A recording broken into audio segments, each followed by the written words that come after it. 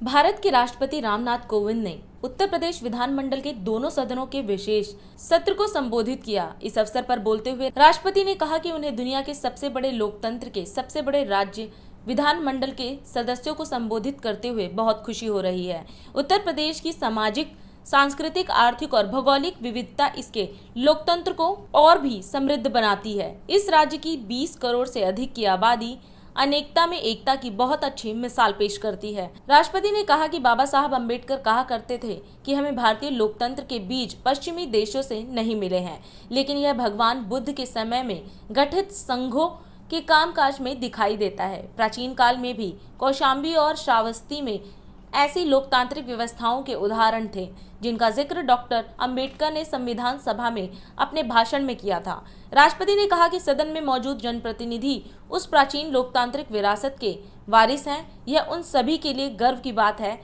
लेकिन साथ ही उन पर भगवान बुद्ध और डॉक्टर अंबेडकर के आदर्शों को आगे बढ़ाने की जिम्मेदारी है। विश्व के सबसे विशाल लोकतंत्र के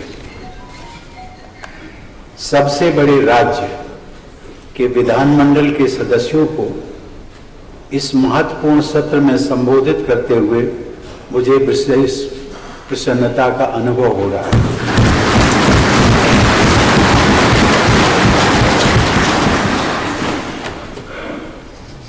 यदि हम कल्पना करें,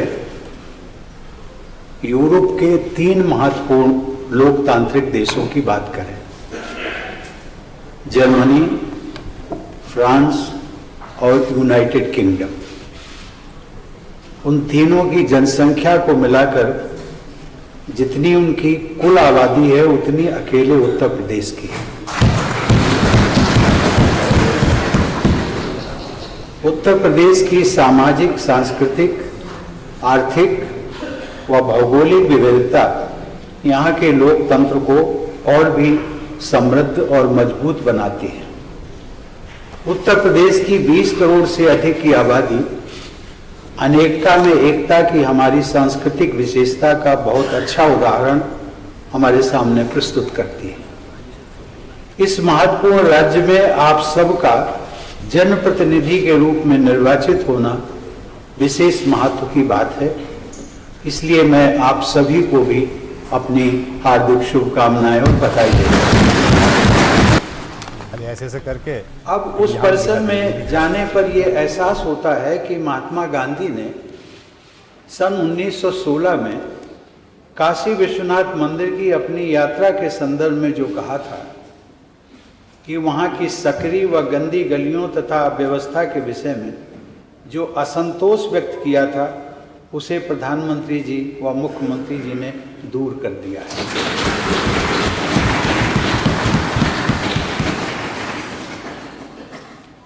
देवी और सज्जनों, डॉक्टर बाबा साहब अम्बेडकर कहा करते थे कि भारतीय लोकतंत्र के बीज हमें पश्चिम के देशों से नहीं मिले, बल्कि उनका स्पष्ट उदाहरण भगवान बुद्ध के समय में गठित संघों की कार्यप्रणाली में दिखाई देता है।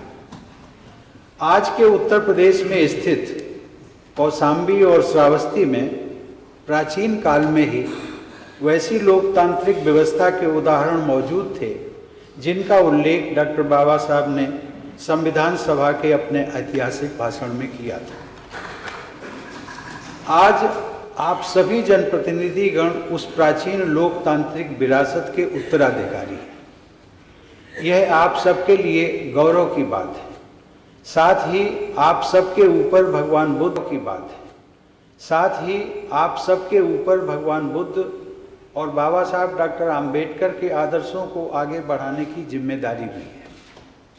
सामाजिक समावेश की दृष्टि से यह एक अच्छी उपलब्धि है कि वर्तमान विधानमंडल में समाज के विभिन्न वर्गों के प्रतिनिधित्व का दायरा कहीं अधिक व्यापक हुआ है।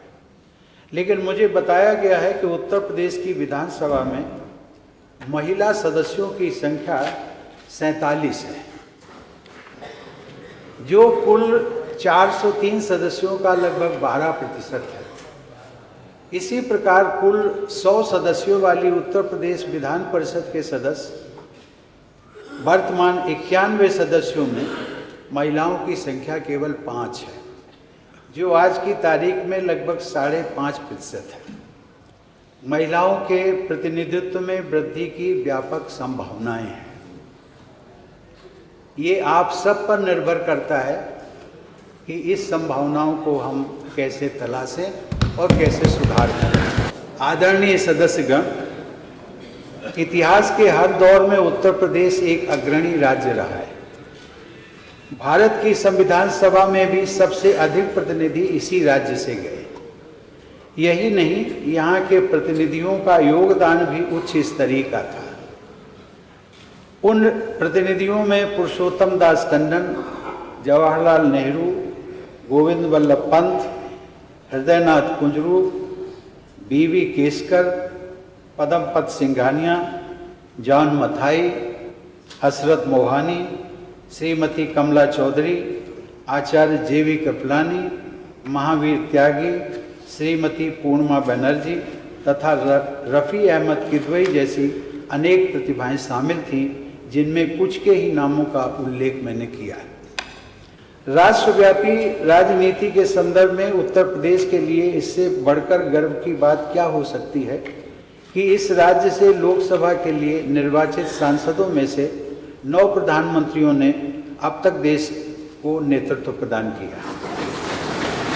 22 वर्षों से प्रकाशित मदर इंडिया पत्रिका, पढ़ते रहें देश दुनिया की खबरों के लिए।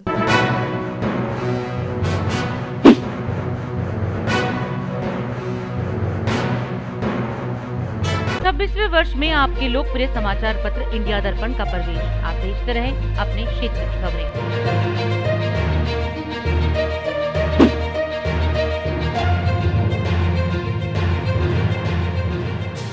और अधिक खबरों के लिए आप हमारे YouTube चैनल दैनिक इंडिया दर्पण को अभी सब्सक्राइब करें और नोटिफिकेशन के लिए बेल आइकन को प्रेस करना ना भूलें।